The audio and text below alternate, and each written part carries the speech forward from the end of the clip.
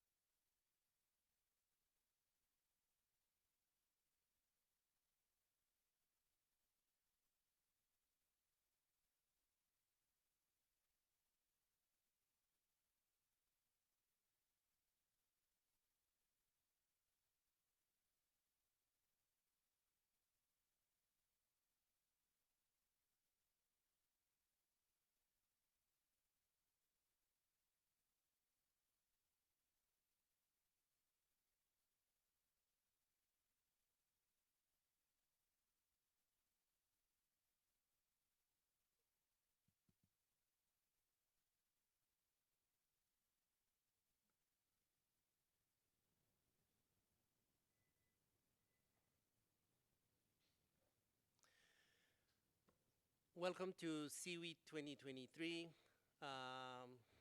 is Seeds of Innovation, innovative solutions for a water-wise and better world. My name is Sergio Campos. I'm the head of water and sanitation at the Inter-American Development Bank. To those that are here present, welcome, and to those that are joining online, welcome as well. It's always a pleasure to come to CIWI to showcase what we've done, but also learn from other regions and improve and collaborate in the challenge that we have ahead. I just want to start by reminding us some of the obvious, but the obvious sometimes it's worth repeating it. Water, SDG 6, water and sanitation are essential for health, education, poverty, gender, and many other goals. The pandemic have showed that we were not prepared to fight the pandemic and the different challenges that we have in order to have sustainable services and resilient infrastructure. Sustainable services because when COVID was, hand washing was the first measure to fight COVID. Not everybody had fresh water or a good source of water. And the importance of resilient infrastructure because also during COVID, climate change through droughts and floods affected so many people. So we need not only sustainable services, but resilient infrastructure. And to those challenges, there's the urban challenge. Latin America is urbanizing itself at a rapid pace, and so the rest of the world.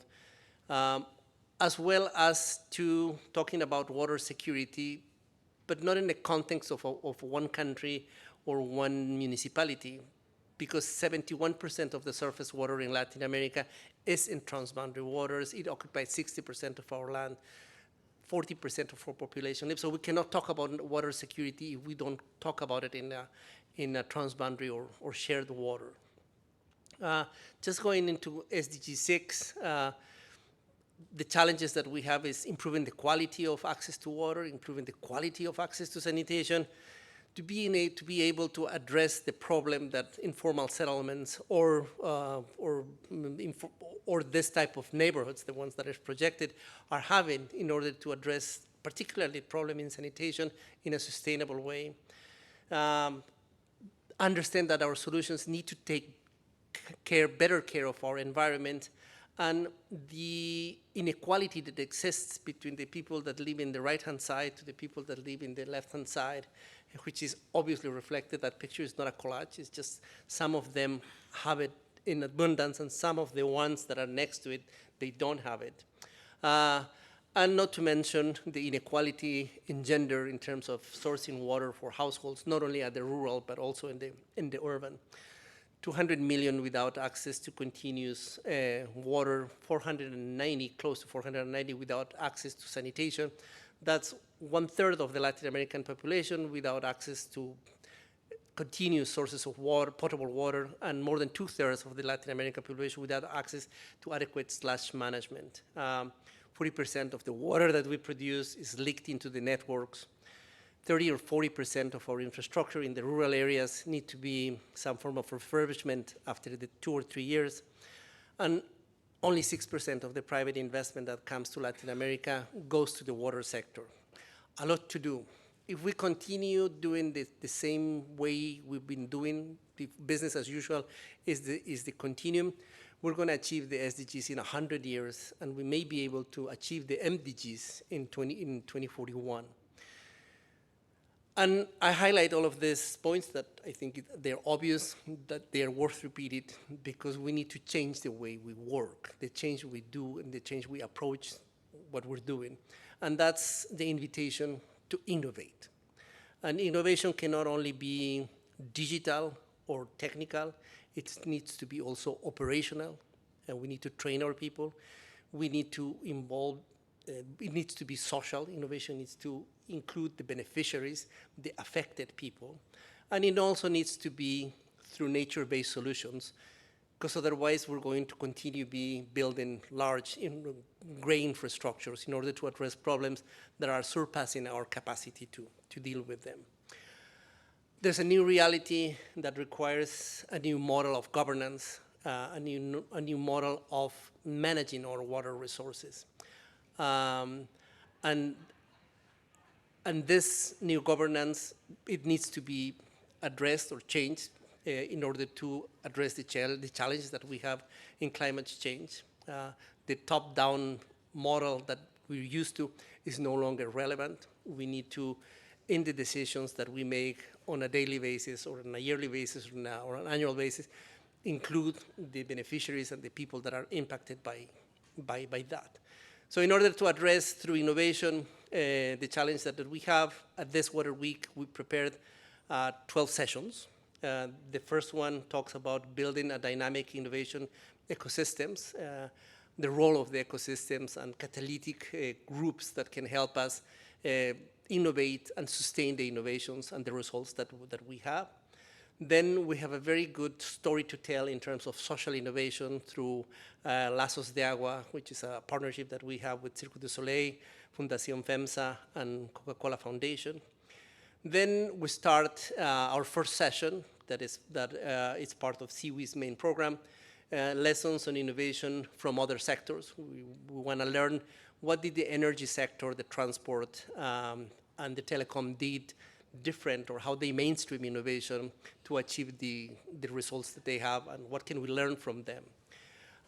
Then we're going to have on Tuesday our first session, Source of Innovation Award, Fundación FEMSA. We award entrepreneurship. We've been doing that for close to 12 years, so we're going to have our session on that there. Then we go into the second session of lessons learned from other sectors, in which we're going to hear from the wonders that Israel did, and they are very in a water-scarce territory, securing energy, food, and water for its population. We're also going to learn from the challenges that Punjab is facing, as well as Mendoza, as well as Cape Town. And then we're going to have a talk show to learn how innovation is critical to transboundary water cooperation, and how can we enhance that agenda. Continuing on Tuesday, which is going to be a very busy day, we're going to have a cocktail sponsored by our colleagues from Fundación VEMSA. And then we're going to have our last session on Tuesday, which is innovation in governance and social innovation. On Wednesday, we start with innovation in operators. Operators are responsible for providing water and sanitation to most of our cities, so they have a key role and important to mainstream innovation in them. Then we have a third session of the main program of CIWI, which is a pitch by fire, how innovations from other sectors of our own sectors can harness the change. After that, we're going to have innovation for inclusive services of water and sanitation, and we finished on Thursday with innovation paving a way for sustainable future in financing. So it's a great agenda, lots of topics, innovation at the center. I want to thank all our key collaborating partners and all the partners, the more than 20 partners that we had that helped us organize these sessions. And with that, I would like to introduce our first panelist, Will Sarney, a great esteemed colleague and friend, which is the CEO or Water Foundry, CEO and founder of Water Foundry. He's been not only doing cutting edge things in innovation, but he's also working in our region to help us move the needle forward and to mainstream innovation in all aspects of our region. So without any further delay, Will, the floor is yours.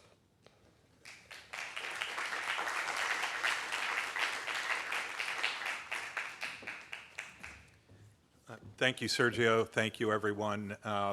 It's always an honor to participate with friends and colleagues.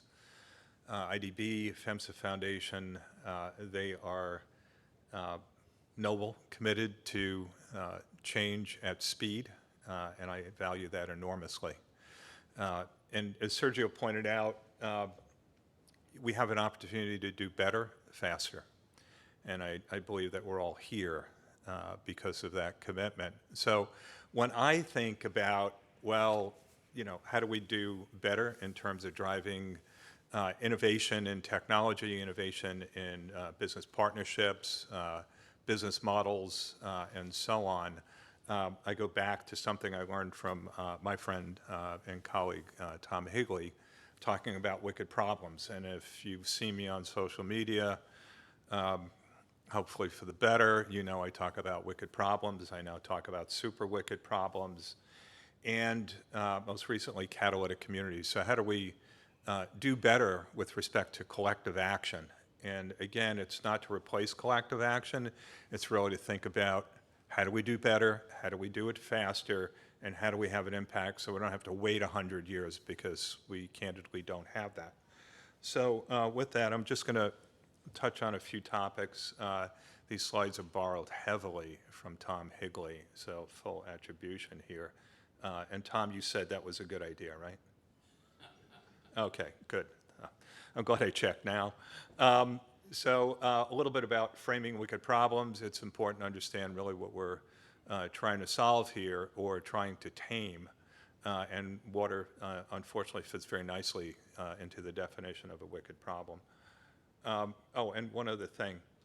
I'm an optimist, so I believe in the right side of the tree here.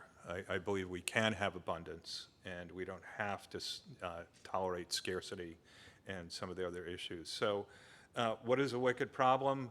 Tom will go into this a little bit in, well, certainly more detail when he comes up next. But the thing that really captured my attention when I first started talking to Tom about wicked problems is that one of the attributes is that no one stakeholder can solve or tame wicked problems.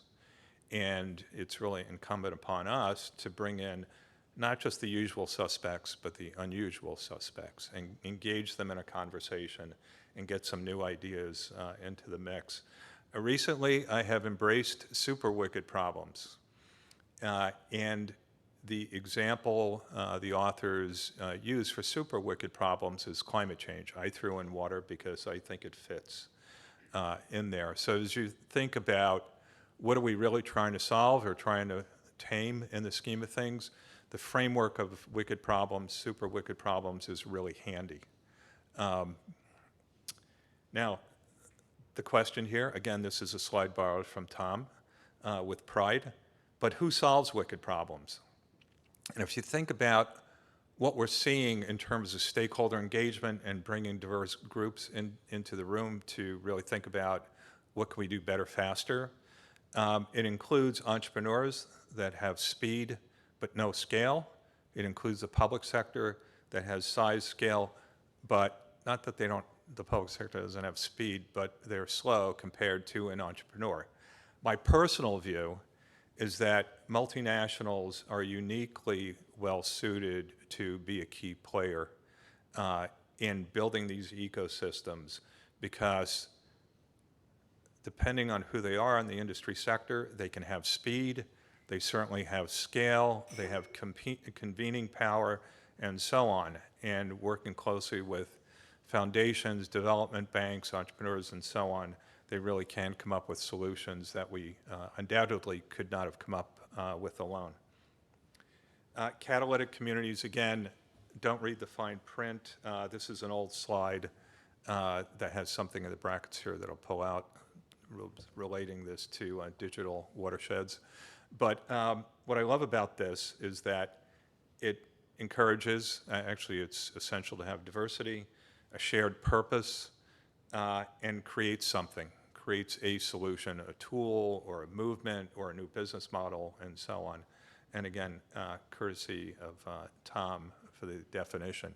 So with that, I'm going to have Tom come up and say a few words, and then Tom is going to sit in one of these chairs. I'll call up Sergio, and while I have the stage, we'll also call up Ana Laura Elizondo from FEMSA Foundation, who leads water security, and Dr. Stefan Uhlenbrook, World Meteorological Organization, Director of Hydrology, Water, and Cryosphere. Wow. Your business card must be very crowded, Stefan. So with that, Tom, come on up, and then we'll get the gang up.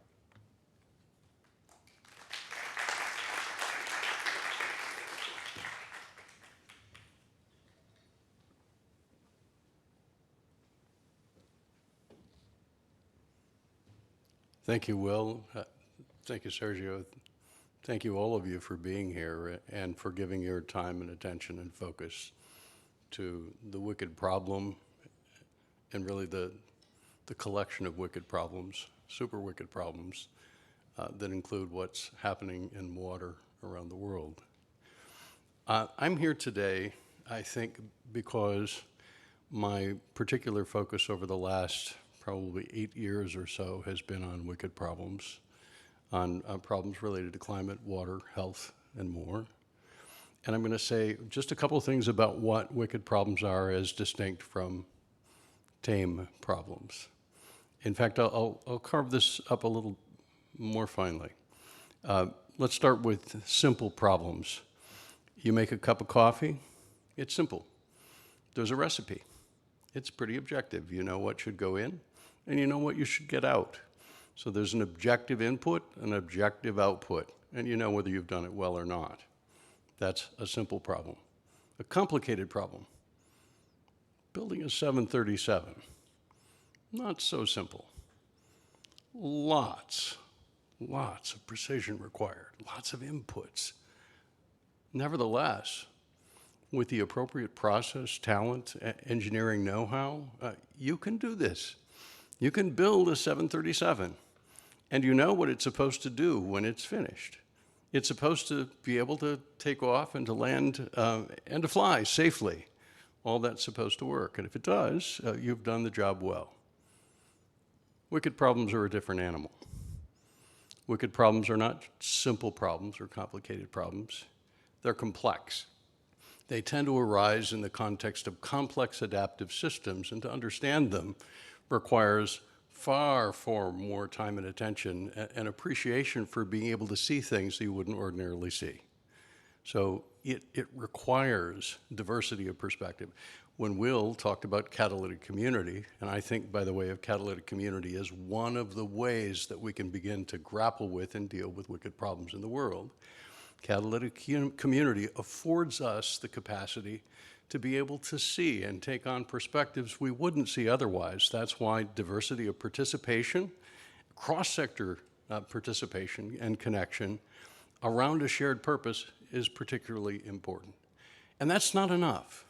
So that diversity of participation, cross-sector participation, has to be aligned around a shared purpose that leads to collaboration and learning with a goal, the goal of actually creating something that hasn't existed before, the goal of creating something we need.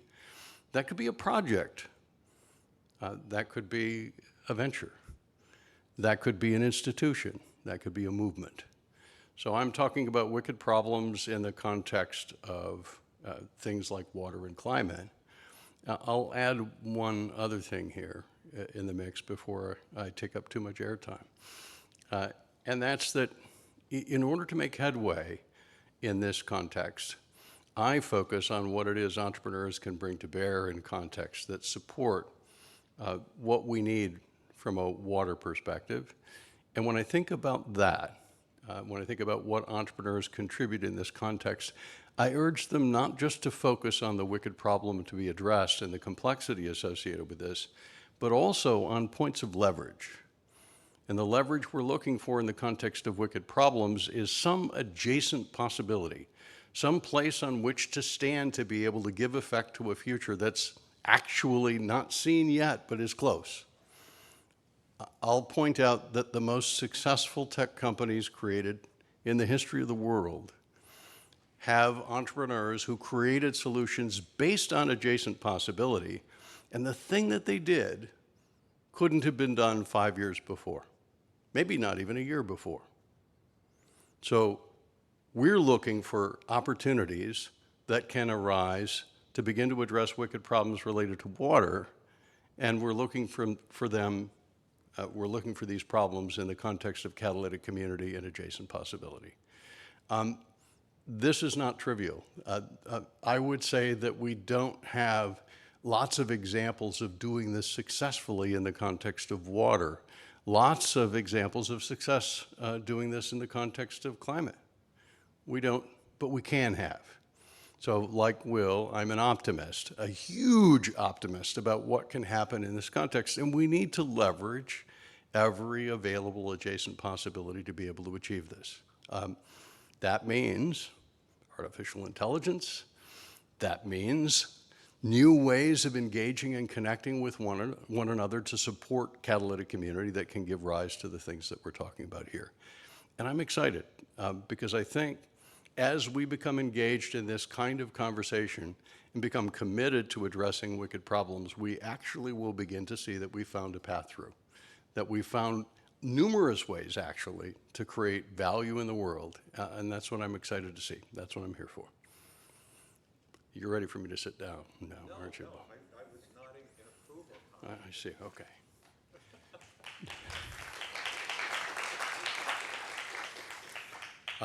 So I'm deeply honored to be here, and I'm looking forward to the conversation that will happen at the panel level, because I think what we're all going to do is explore things that are more difficult than what I've talked about so far, and I'm excited about that.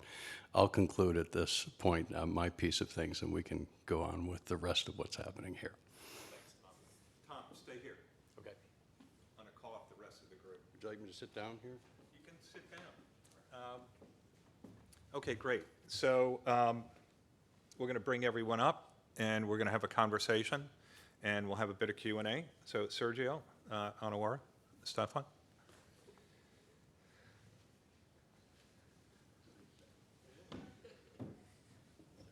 I love the cup of coffee story. It should be that easy. All right.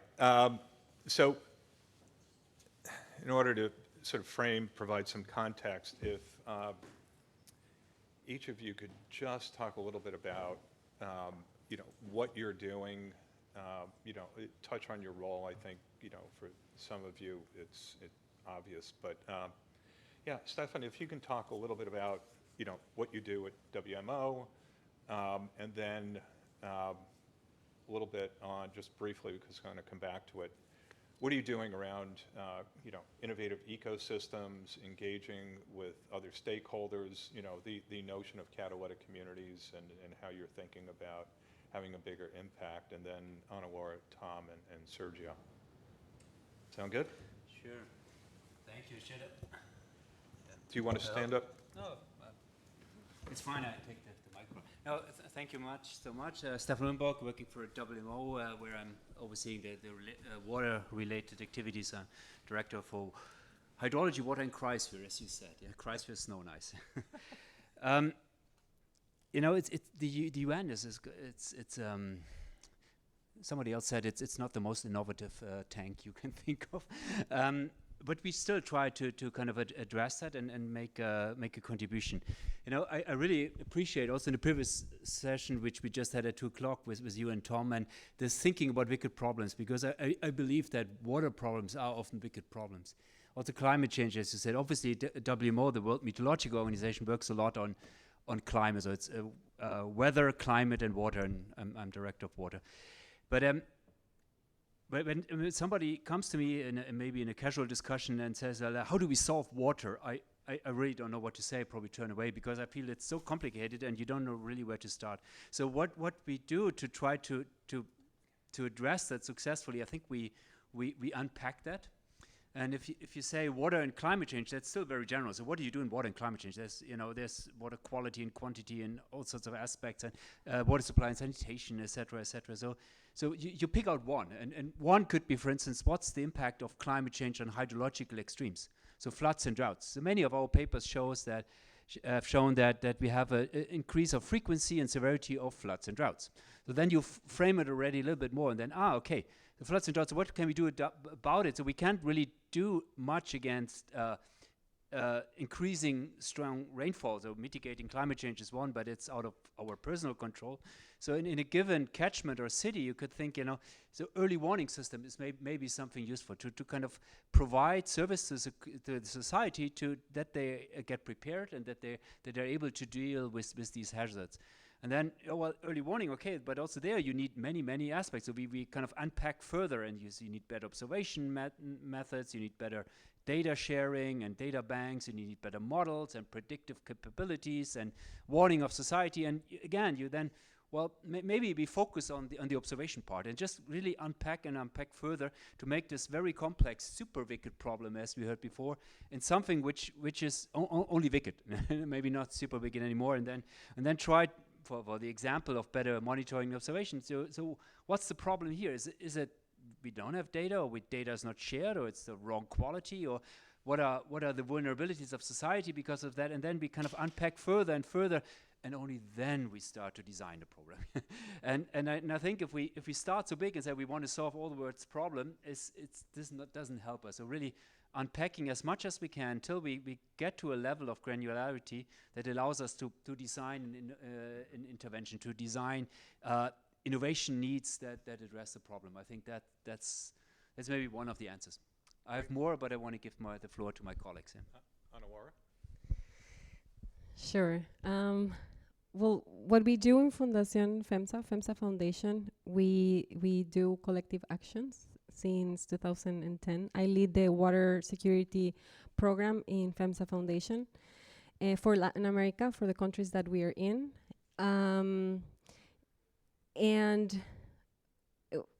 But answering your question on what I do every day is to work with people and relationships and try to understand the problems of each different location, each basin, and in the water security context, the 5 dimension, which is already complex, and try to find solutions and innovations to address the wicked problems we have.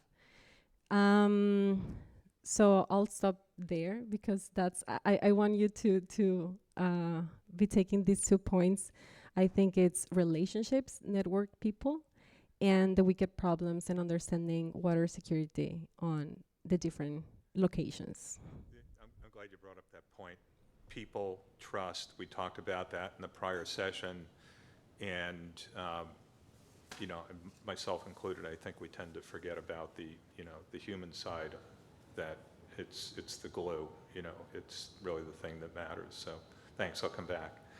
So Tom, I should have mentioned ex Genesis and 10-10-10 and so on, but if you can talk about essentially your journey from 10-10-10, ex Genesis, and now systemic studio and fund, I think that's helpful because, for me at least, it speaks to the evolution in thinking about how do we do this all better, faster, and your model, your platforms have changed. So if you can just kind of focus on where you're headed, that'd be great, and then turn it over to Sergio.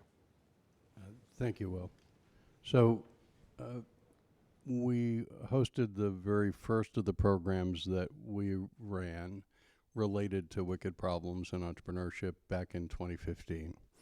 And I'll say what that is and where we're headed as a result of this. So at the beginning, the fundamental notion was that too few entrepreneurs were pursuing things that mattered to them and that mattered in the world. So we were missing that. We were seeing too many dog walking apps, too many dating apps, and not nearly enough attention being applied by these extraordinarily intelligent and capable people who were going to be fueled by capital. So we were seeing both entrepreneurship and capital hijacked for things that really didn't matter. That irked me, and we created 10-10-10 to begin to address this. 10-10-10, 10 wicked problems in an area like water, 10 entrepreneurs who would, each of them be someone who planned to create a new venture within the next 12 months. And then third, 10 days. We'd give them 10 days to take in and digest the framing of these wicked problems and begin to understand them. And by the way, we didn't care that you didn't have subject matter expertise in a thing. We very specifically wanted entrepreneurs who were capable as entrepreneurs and were willing to listen to subject matter experts that we brought in, others that we brought to the party, if you like. And that cross-sector collaboration and engagement informed what we did. So the idea was, let's learn from those who are out there who know more than we do about what the problems are and how they should be thought about. Let's invite entrepreneurs to that conversation and provide them with the resources they need. And then, if they chose to create a company, let's try to help them find access to capital, the things that they would need to create a successful venture. So that was the start. That was 10-10-10, supported by Ax Genesis, the venture studio, which is about creating ventures. But the more recent iteration is the development of a venture studio. A venture studio is not, it's not the same as a typical accelerator. A venture studio actually creates the companies in concert with or in tandem with the entrepreneur, and is a kind of institutional co-founder. So the latest thing, Systemic Studio, is about applying the capacity to create new ventures at some speed with capital that will support those ventures and take them into much more capital later on, but addressing ourselves always to these kinds of wicked problems in climate, water, health, sustainability, those areas. So that's where we've gone, and there's much, much more to come. So. Thanks, Tom. Thank you. Bueno, in my case, I head the water and sanitation division at the bank. We help countries increase access and sustainability of water, access to water and sanitation, integrated water resources management, and solid waste management. But in the context of innovation, we created Source of Innovation. We're trying to mainstream innovation in Latin America. We think that through innovation we can do things faster and cheaper, and that's important because we're behind achieving the SDGs. And then in trying to mainstream innovation, we're trying to focus in public utilities, and then we're trying to understand how can we make these innovative solutions sustainable for the long term. Because the problem is not that there is not the innovation. The problem is that some of these innovations could end up being like shining stars, that they work for a minute, they provide light, and then they disappear. So innovations and solutions to the wicked problems need to be sustainable. And in that, we're trying to promote the creation of ecosystems, the creation of entrepreneurship, the creation of research foundations, the working with the stakeholders, the affected populations, and that's why at the beginning I would say innovation needs not to be only digital or technical, but social and environmental and financial, and they all need to come together. Sergio, thank you. So I'm going to ask you a couple of questions, just give you a preview, and then we'll jump around a little bit, and certainly feel free to ask questions to your co-panelists here. But what do you believe needs to change with respect to increasing the scaling of solutions? So, what are the barriers? What would you like to see? What are the interventions? And then how do you quantify the impact of your programs? I mean, in some ways, some of these things are pretty straightforward, leaders delivered, whatever it may be, but interested in the impact piece of the puzzle. But let's start with that first question. So, Anaora, what do you believe needs to change to increase the scaling of solutions and impact? This is if I had a magic wand, I would, whatever. And feel free to ask for more money. Well, yeah. Actually, I will start from there, from the Well, that's great, then you're done. from the financing. I think when we try to scale, and sometimes we have a solution in a small scale or in a pilot that works. But when you want to scale, you have to risk more. The financing risk is higher. So you have to be willing to lose as well, and you have to be bold, right?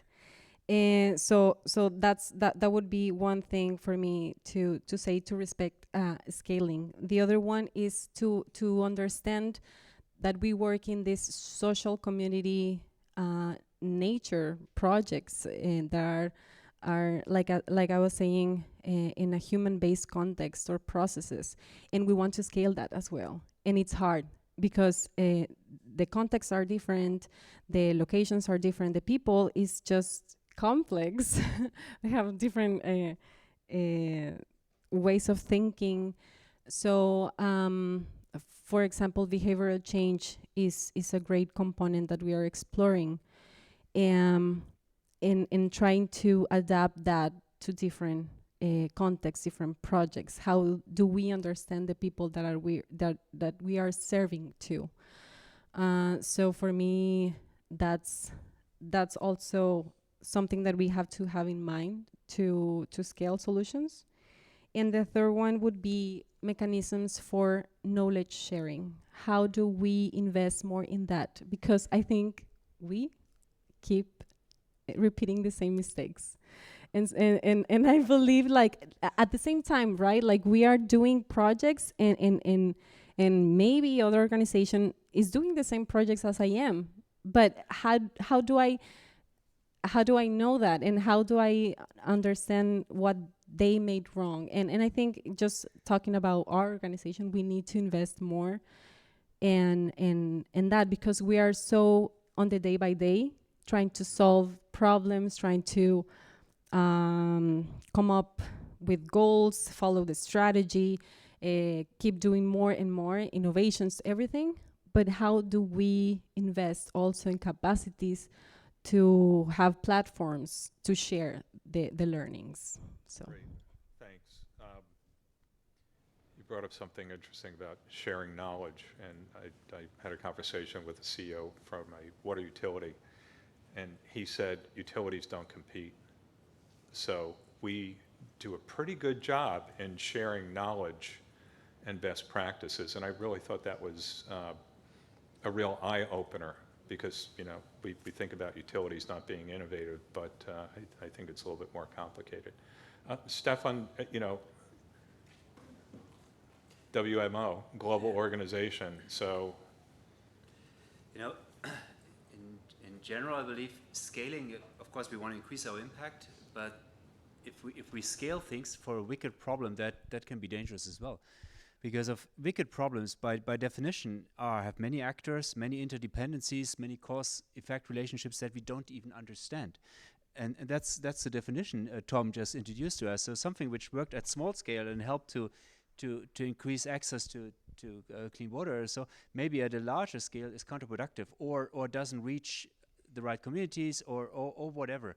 So therefore, scaling needs to be accompanied by a lot of investments into monitoring and evaluation. So how is scaling working? Are we still achieving the objective that we were good at a small scale? How does it translate to larger scale? And therefore, this monitoring, evaluation, learning is very important part of the scaling. So maybe it's not doing the same, just more. Maybe we have to do different things at different scales, but we need to understand that, because as he defined, wicked problems, there's unpredictable consequences, which we don't know. So therefore, the classical linear scaling can be leading the wrong direction. So therefore, monitoring, evaluation, learning is absolutely critical, I believe. And I'm not saying that we are always the best at doing that, but I wanted to bring that into the discussion. I love the cautionary note that, let's not fall in love with this, and let's keep in mind that it's not a cookie cutter at all. every location, stakeholders are different. And Gabriela just moved to the side of the room, which means I've got a warning sign. I'm totally blowing through the schedule here. So Sergio and Tom, if you could just 1 minute each before she drags me off the stage. Design. So I'm going to say something about that. When Elinor Ostrom delivered her Nobel address here in Stockholm in 2009, she talked about what she observed in the world and laid out 8 principles that were important, critical. If we were going to think about not just markets and government as ways of getting things done, but self-organization that could lead to real value. She talked about this effectively, but what she talked about was designing that thing that would be delivering the solution. And the thing that's interesting about what we're talking about now, and I love that this has come up, is we're having to design not for just a thing at a point in time. It has to have the capacity to adapt to the changes that we're going to see. And that's a new, more complex thing. It's why, in effect, we have to begin to draw on all of the tools and adjacent possibilities that might be out there. It's sort of why I mentioned AI as one of those things that may turn out to be a critically important way we think about seeing patterns and seeing what we might be able to do to address complex problems that we face as humans. These are a big deal, and design is throughout all of this. It's not do it once and you're done. It's you're always designing that future that you want humanity to be able to live into, and having to see whether you achieved this or didn't. So we have to monitor, measure, adapt, change as we do what we do.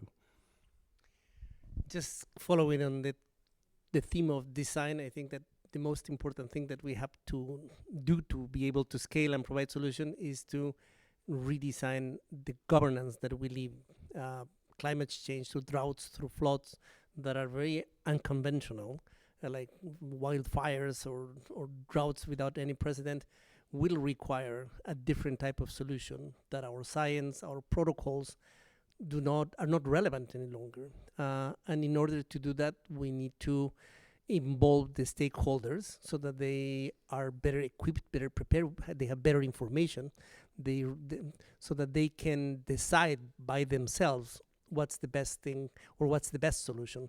So in a way, you want to scale up, but you want to have tailor-made solutions because problems are confined within an area.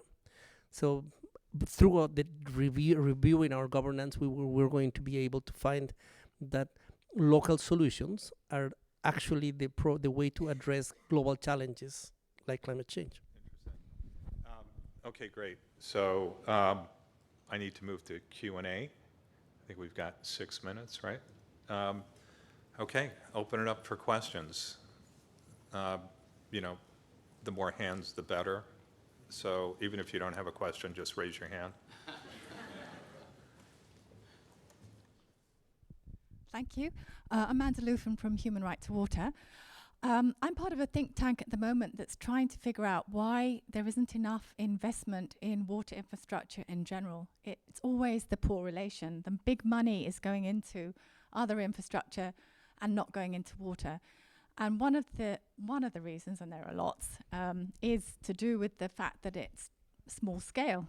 So the big investments are billion-dollar investments in big infrastructure, but actually what we're talking about here is small scale, community-based, community-level, bottom-up type of solutions.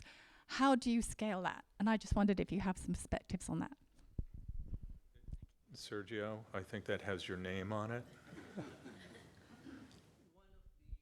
of the problems that our sector has is that the provision of water and sanitation and the fight against the effects of climate change, droughts and floods are confined within a municipality. And then municipalities are very far away from central governments, the ones that have control of the resources. So that's one problem. The second problem is that there are always political interference that do not enable funds to flow to different localities. The third problem that we have is sometimes there is political alignment and there are resources, but there are no projects. Or sometimes the projects that we find are not the appropriate projects for the solutions that we need to address. So it's a combination of all of those three things that are making that resources to something as essential as water and sanitation is going somewhere else as opposed to water and sanitation. Sure. Well, that's a very good question. And we're thinking that ourselves in how to create innovation about financing. I think that's something that we need to start thinking, not only on technology or solutions, but also financial mechanisms.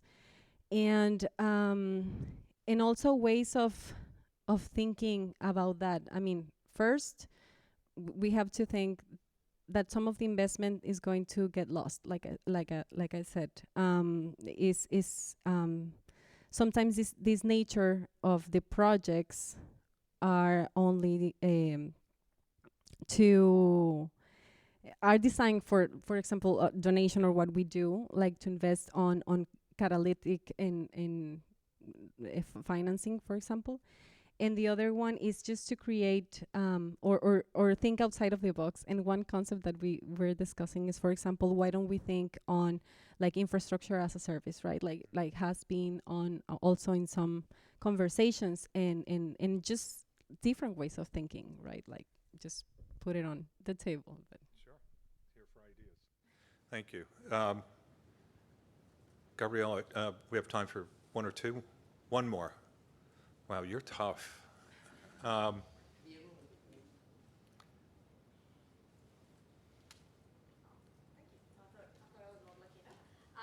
you very much for all of that. I'm Jessica Orcas. I'm a junior rapporteur for this conference and also working for Ricardo in Australia. I was wondering what is the role of young water professionals in this? Like we talk a lot about innovation and entrepreneurship. What do you think young professionals do need to do from now on to help in this? Because there is not a lot of talk on that today, so I'm wondering what your thoughts are on that. What's our role in this? It's actually very interesting because in the water sector, and you can probably see it in Seaweed, there are like 40% of the people have a lot of gray hair like me, and then 40% of the people are young people. And it's so there was a gap in which the water sector was not attractive to young professionals that today are like middle-aged professionals. But climate change resonates so much in the young people, and they are really inclined, and for the right reasons, to come to the sector. One of the things that we do is to promote entrepreneurship, and we've done by now 2 e-hackathons. And Marcello is here, he can correct me. I think that more than 600 people, young professionals, young people, not even professionals, have signed up for it. They were organized like in 72 groups, and they identified a challenge in an informal settlement of climate change or a basin. So the role, they have a role. They are the entrepreneurs, they are the inventors, they're innovators of the future, and they have a very active community going on. And we're here to sort of support them and provide them and make sure that they are empowered and they are incubated, and then they can become the solutions of the next problems to face. Thank you. I'm officially out of time, which means you're out of time, right, Gabriella? But I'm going to throw one in because I'm standing up. I hope you are the enemy of the status quo. And I'm being serious in that everything needs to change. Not throw out everything, but it needs to change. So go at it with passion. So yes, now what? What do you mean now what? I'm going to introduce my colleague and friend who has been a driving force in all of this, Leonela Barreto, who's going to take it from here and make it all real. How's that? Yeah.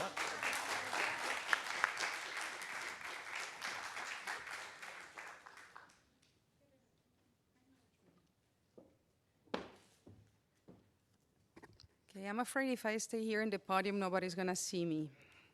So, no, you can see me, right? Yeah, okay, then I'll leave this here. All right, thank you very much, Will, Tom, and the panelists. It was really nice to hear you all. My name is Leonela Barreto Dillon. I'm the Regional Director for Latin America and the Caribbean of SEWAS. We're based in Switzerland. And for the past years, we have been collaborating with the Inter-American Development Bank, in particularly with Marcello Bassani, which is there. Raise your hand, say hello. We have been studying what innovation ecosystems in water and sanitation are. And we're very happy that we're finally here sharing with you some of the learnings we have had and the tool we have produced in the framework of this technical cooperation. So we just heard about catalytic communities, right?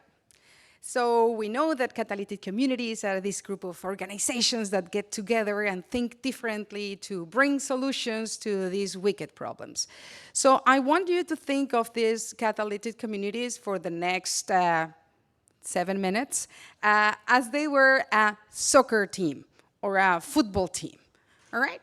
So every one of these players, they have different skills, right? Like Messi, Mbappe, and Neymar back then. And if they coordinate, they are actually able to score a goal. Or even win the World Cup like the ladies in Spain just did, by the way. So for us, this is exactly how these innovation ecosystems work. So we believe that innovation ecosystems are these collaboration systems, right? Which is formed of different actors which have different skills. They exchange, they interact in an environment which is actually fostering the development and also the adoption of these innovations that should contribute to increase the coverage, its efficiency, and the sustainability. So this results in improved water and sanitation service provision for the population.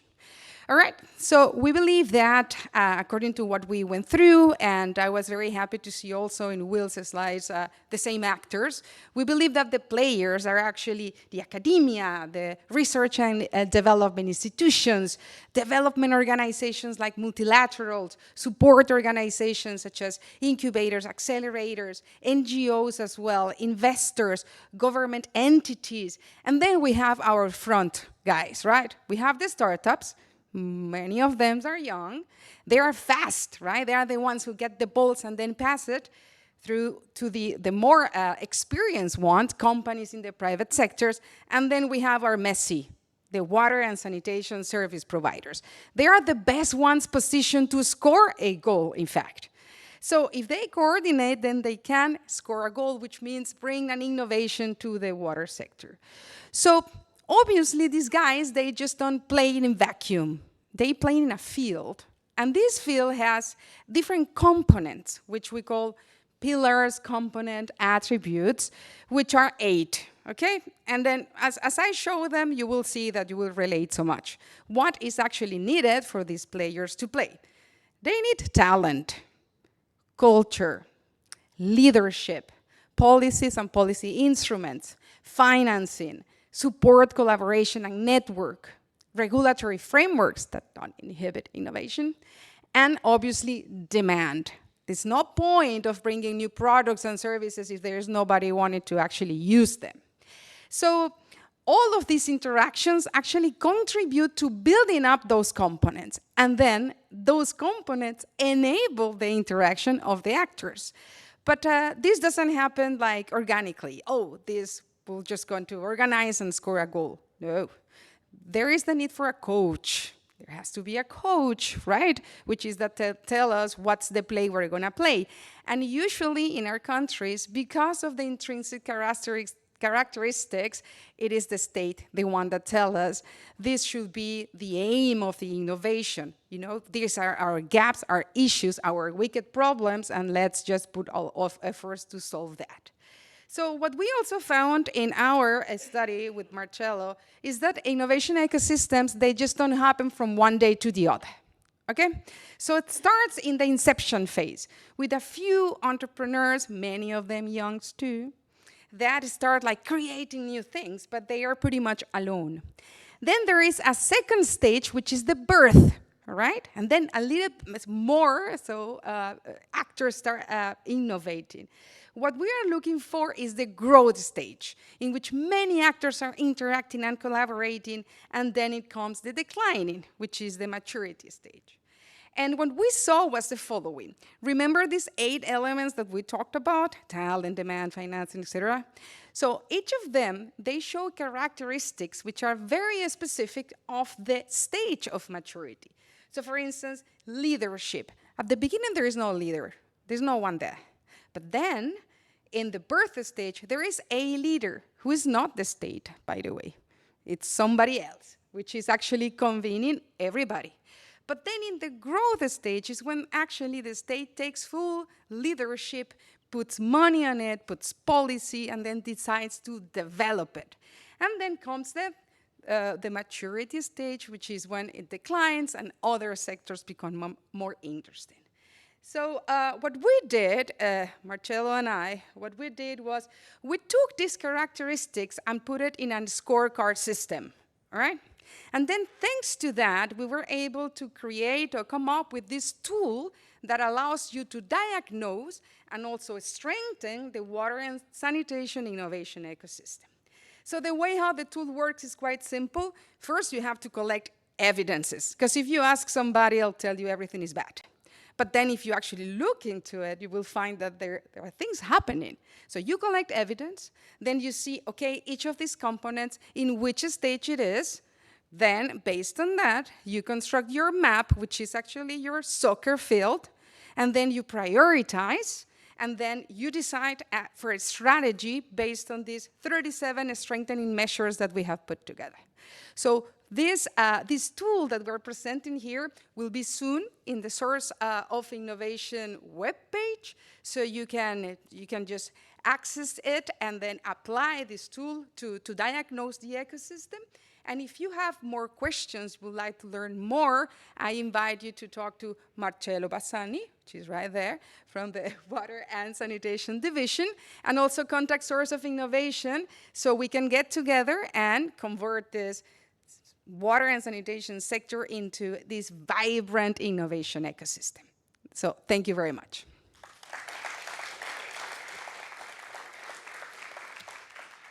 Thank you very much. So I'm going to call right now to the stage my friend Jose Antonio Torre, who is online. I don't know if he's listening to us right now.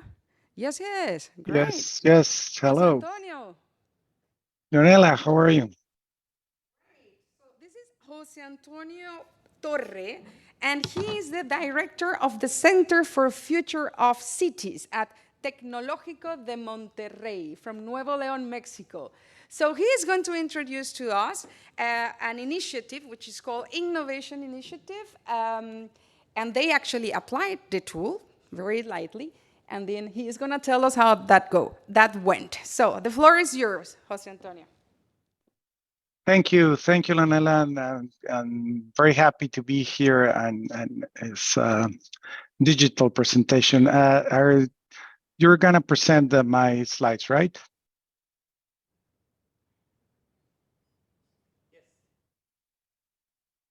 Or somebody, but I can do it if that's okay. All right, good. So I'm going to talk a little bit about Mexico and the state of Nuevo León. So thank you very much. So Leonel already presented me, but as many of you know, the last the last couple of years in Mexico, we've been having a very tough water crisis. In 2022, 81% of the Mexican territory had a different level of drought. So the federal government declared a matter of national security. As you can see in this graph, the northern part of Mexico and the central part of Mexico have been hit the most. Next slide, please. As you can see in the red circle, that's the state of Nuevo León. We're going to talk about the state of Nuevo León and the metropolitan area of Monterrey, which is the capital of the state of Nuevo León, in the next slides. Next, please. So Monterrey, the metropolitan area of Monterrey has been growing very rapidly for the last 3 decades. Now, Monterrey is the second largest metropolitan area in Mexico with 5.2 million inhabitants, and 92% of the population in Nuevo León in Nuevo León concentrates in the metropolitan area of Monterrey. As you can see in this slide, on the bottom right-hand graph, you can see that the last 6 years, precipitation has been below the historic average. So we have more population, more activity, less precipitation, a wicked problem like we heard in the last panel. Next slide, please. So in 2022, the state and the city and the metropolitan area of Monterrey suffer its worst drought in over 50 years. And the situation is still going on this 2023. So obviously the climate crisis has to do with it, but mainly I would say most importantly, the lack of climate resiliency culture and the lack of governance, like we heard in the last paragraph. If this is a federal government issue, is this is a state government issue? Are there municipalities? Is it the utilities? So lack of investment in infrastructure, uneven distribution, overexploitation, polluted urban water. We have a lot of research and documents published by universities alongside my university, TED de Monterrey, say we were facing a huge problem in the future, and we did. We are facing it right now, and we did have the possibilities to prevent the situation, but we didn't act accordingly. There was no governance dynamics. There was not a community that really pushed this forward. Next slide, please. And as you can imagine, the situation affected the most vulnerable communities most, creating a very complex and dangerous social unrest. Since this crisis, the government, the federal government, the state government, the utility have been working very, very hard, making very important investments in infrastructures, in capacity building, in culture around water. So there's a lot of movement, a lot of activity going on. And I would say a water resilient culture is emerging through this crisis and through the activities we're needing to speed up and act very fast. Next slide, please. So next slide, please. So what is the role of university? And Leonela told us universities play a role in this. I would say beyond education and research. That's something I do want to focus. The University Tech de Monterrey has been doing research for decades before on water and water usage. We, as I mentioned before, we have published many documents, research about the challenges of water availability in Nuevo León and in general in Mexico. But we have some strengths as to beyond education and research, how can we harness the capabilities of the university? We have our main campus in Monterrey. We have 26 campuses around Mexico. We have a water center for Latin America and the Caribbean. We have the Center for the Future of Cities. So we want to put those capacities in order to push forward innovation. We think one of the roles of the university, at least of Tecnológico de Monterrey, is to drive innovation. And we began working in that side of the puzzle, of the wicked problem, before the crisis began. Next slide, please. So since 2020, working alongside the IDB on the Source of Innovation Initiative with the Fundación FEMSA and with the Tec de Monterrey, we decided to take the coach role, right, on this tournament and say, well, we're gonna deliver a push for an innovation ecosystem where we will focus on getting applied research focus on identifying solutions and innovate in investment and financing tools, and create the supports and the coordination, the collaboration to drive an innovation ecosystem. So that was before the crisis hit us very, very hard. Next one, please.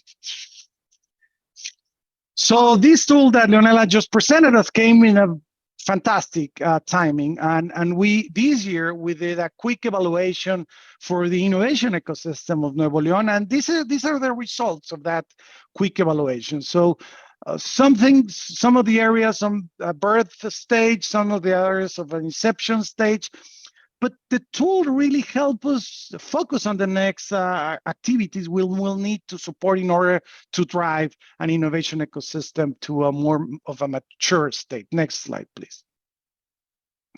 So through this, we decided to focus on 4 of the pillars that Leonela, of the 8 pillars. So talent and culture, support and collaboration networks, and financings. There's other weak areas of the ecosystem, but we don't have the capacity right now or the reach. So we are focusing on this specific play, as Leonela is saying, talent and culture, collaboration networks, and financing. Next slide, please. So I'm gonna share 3 or 4 activities, efforts we're doing. There's many more, but just to show you how this play is being played, right? This game is being played at the Monterrey and Nuevo León level. So we designed an event we called the Next Decade Water Disruption. We presented this as 2023, where community, universities, startups, governments, researchers, entrepreneurs get together and exchange experience, knowledge, solutions in a very active and a very dynamic environment. As you can see in this graph, a lot of participation, very dynamic. And I would say it began to push the agenda forward for water innovation. We will have this type of event once a year for the next several years. Next slide, please. But also the university driving specific action at the local level. So an Arroyo Vivo initiative that 30 stakeholders are participating alongside with the university to create a project to remediate a water ecosystem within the metropolitan area of Monterrey. But more than that, create a model of active participation of stakeholders in the remediation of our ecosystems. And a lot of people have been participating, a lot of excitement, a lot of visibility, we're aiming for that, of this type of efforts, creating the need to act. It's difficult, but it can be done, and it needs to be done faster. So an activity that bring action to the territory. Next slide, please. and applied research on our city rivers, our urban rivers. So drone scanning and data gathering on it, and analysis and modeling of our main river in the metropolitan area of Monterrey, the Santa Catarina River, getting researchers, NGOs, universities, the government aligned into a shared problem, but doing applied research for that. Next slide, please. And something that in the last couple of weeks came out, we were approached as a university by the water utility, Servicios de Agua y Drenaje de Monterrey, asking us to help them establish an innovation culture and practice within the utility. So this is a picture of a session this week at the university with a leadership team of the utility to begin working with them for establishing an innovation culture within the utility. So we're very happy that actions that seem isolated are really becoming this big play, like Leonela tells us, and beginning to act on building the strengths of the innovation ecosystem. Next slide, please. And we aim that in the next 3 years, by pushing this agenda and other things we're doing as a university and obviously in the city, we will have a greener field, right? Something that moves from inception to birth and from birth to growth. And even though we didn't work in all of the weak spots, by doing this effort, some of the weak are going to become birth. And so we are aiming for creating this greener field in the next couple of years. Next slide, please. But our aim is really to, as the IDB and the Fundación FEMSA, Tec de Monterrey, with this within this big effort, a source of innovation, to really create a model of an innovation ecosystem for Nuevo León, but that creates an example for other regions in Mexico and Latin America that it can be done. We need to act. The university needs to take, in the case of Nuevo León, a leadership role, as a coaching role, to push the agenda forward. Next slide, please. So thank you very much. That's my email, and thank you very much for the opportunity, Leonela. Thank you very much. So, Antonio, we're running out of time, in fact. So we're gonna hold your question to the public for a little while, and then we are gonna go to our next presentation, which is in this case our colleagues from the World Meteorological Organization. So I call to the front my friend Sofia Stanstrom. There, I did it. And then Johanna Korhonen. There you go. All right, thank you very much, and then welcome to the stage.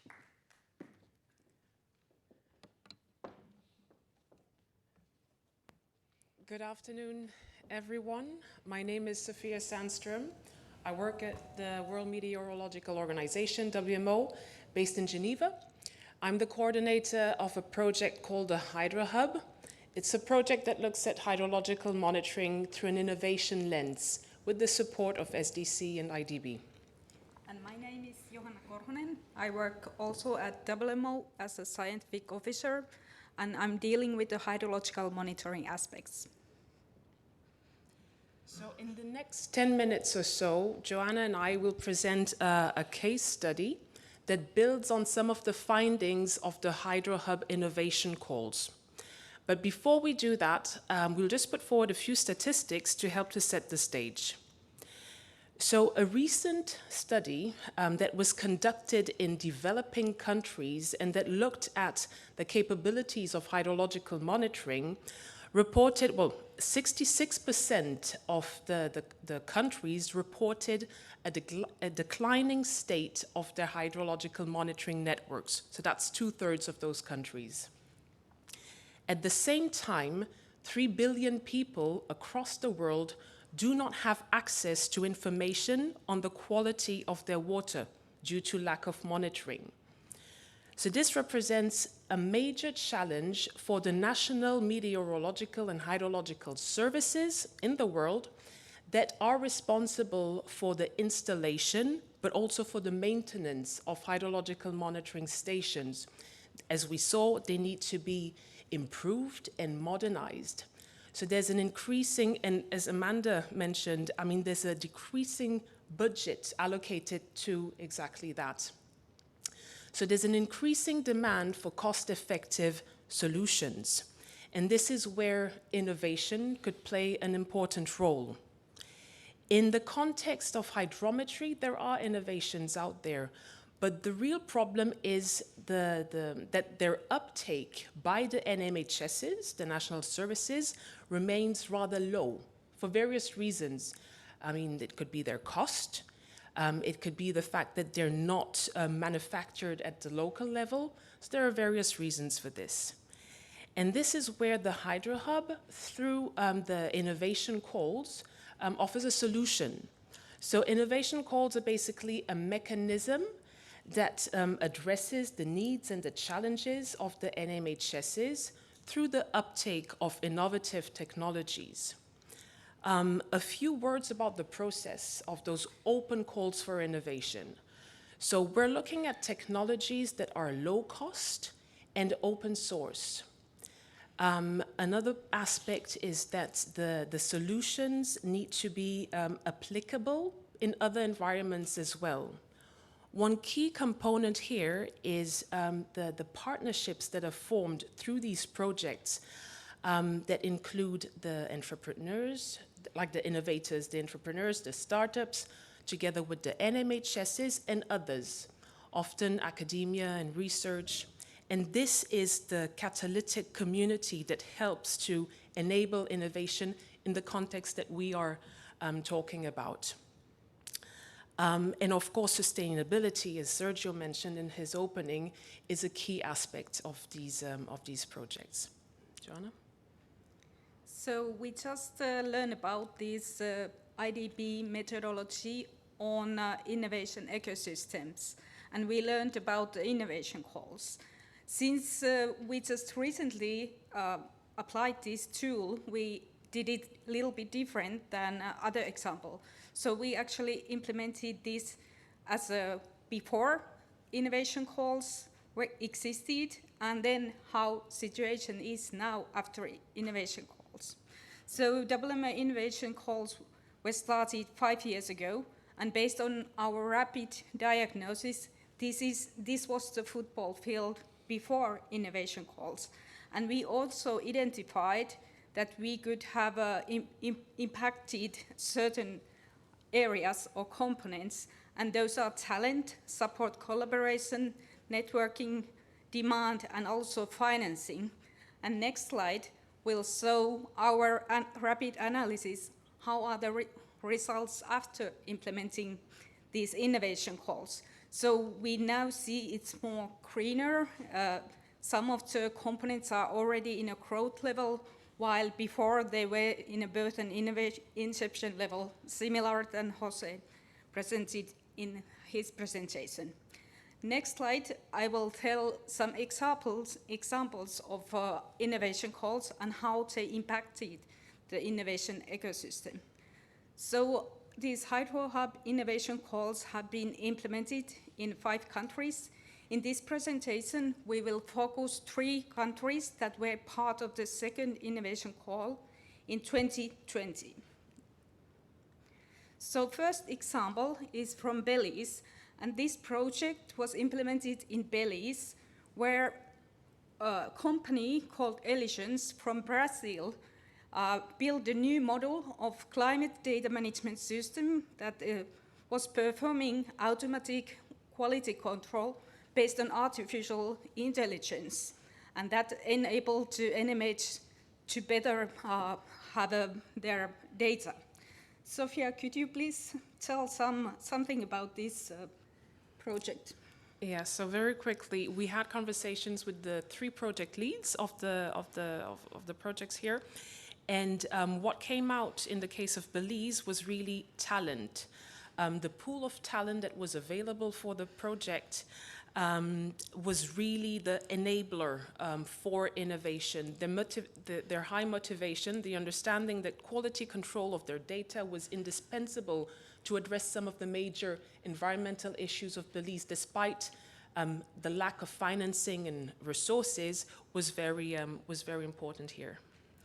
Okay, let's have a second example. So this project was implemented in a Indian Himalayan region by Indian Institute of Technology, Roorkee. And in this project, they developed a low-cost LiDAR-based sensor to measure water level in challenging conditions. What was the impact of this project? Yeah, very quickly, we're running out of time. But in the case of the project in India, the component that came out was demand. Demand because the NMHS in India was introduced to open hardware, but also to the potential of local manufacturing. So that created a demand for collaboration between these two sectors. Demand also from other countries, as this project was piloted in Peru as well.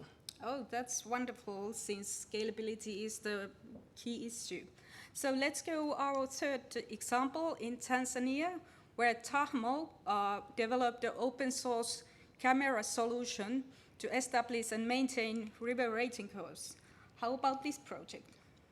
For this one, it was support, collaboration, and networking that came out. This component allowed the technology to be continuously improved and to really meet the needs and the requirements of the NMHS. So, and also all the material of the technology was made available online to really ensure the sustainability of the project after its end. Oh, that's great, with the collaboration is increasing. So these were the examples, and what's next in the future? We will have more innovation calls, and based this rapid diagnosis, we identified that we could work on financing aspects and sustainability, and since WMO is a standard-setting organization for hydrometry, we can also work on regulatory materials. Thank you very much for your time and interest. Thank you.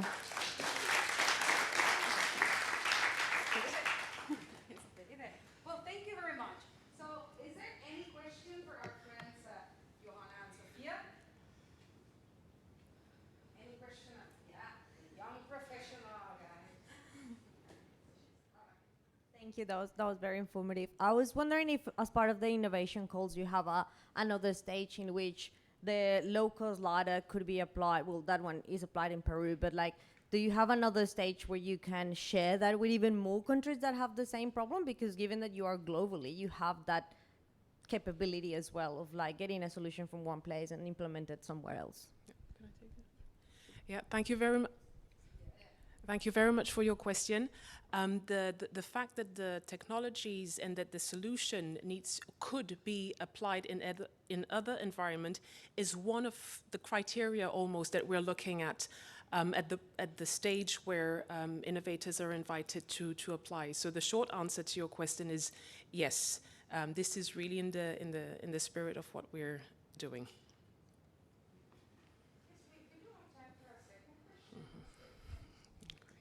Hi, it's Amanda again.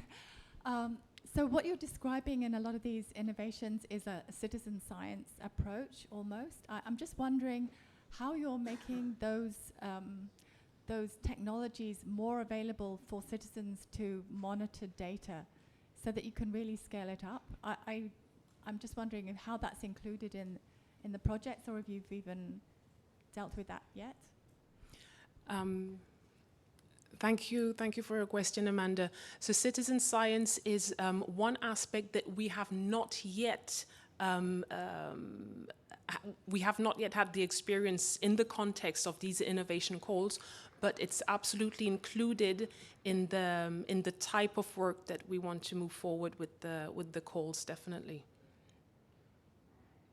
So thank you very much, and I believe you guys also have a question for our public. Means you have the time now to pick their brains for future activities that you will be doing in this area. So what is the question you have for the public? Exactly. So we're going back to sustainability. I mean, that was one of the key aspects that we're looking at. And we wanted to hear from you and your experience in implementing innovative projects. What would be your advice to ensure the sustainability of such projects?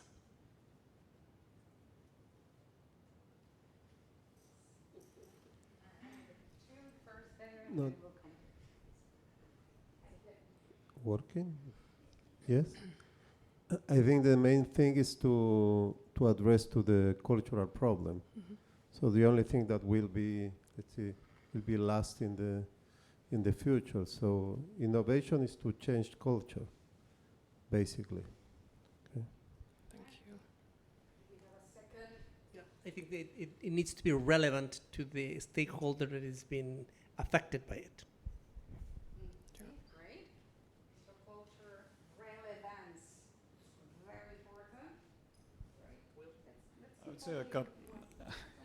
I would say a couple of things. The first is the design of the innovation itself, to incorporate not just the starting point, the build, but also the operate aspect. And the second I have to say is something I've learned in experience, which is you have to inspect what you expect. And you need to keep on monitoring on an ongoing basis to ensure the same focus on an ongoing basis. We have also Will here with the microphone. Sure. I believe it's about the team. So whether it's an entrepreneur with a startup, it's the quality of the team, the ability to pivot, the ability to get outside input. Same with projects. You know, the project team has to be, they have to understand what the challenges are and adapt quickly.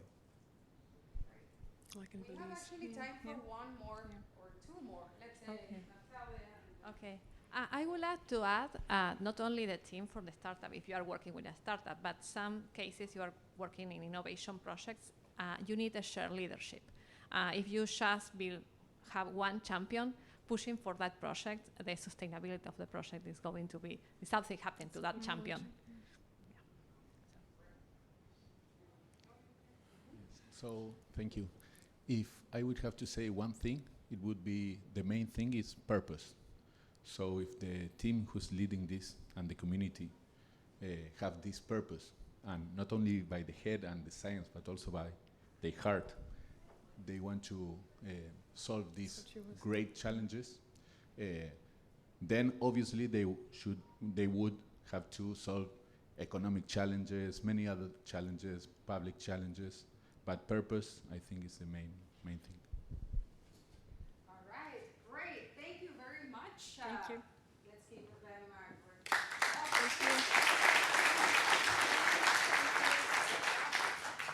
So we're coming to the end of this session, and we all hope that it was not only informative but also inspiring to hear about how we can make a change, right? Wicked problems out there, but we are there to make the changes. We hope you like this tool that we have been working for these past years on innovation ecosystems and how to diagnose them and what to do about them. So in the name of everybody who worked on this session for the past months, thank you very much for joining us, for being here. Do I need a microphone? All right. I do. All right. There is the online people. Right. Correct. So sorry about that. So thank you very much for being here. And please make sure that you go to this scan this QR code. Remember? Okay, here. Yeah, there is. All right.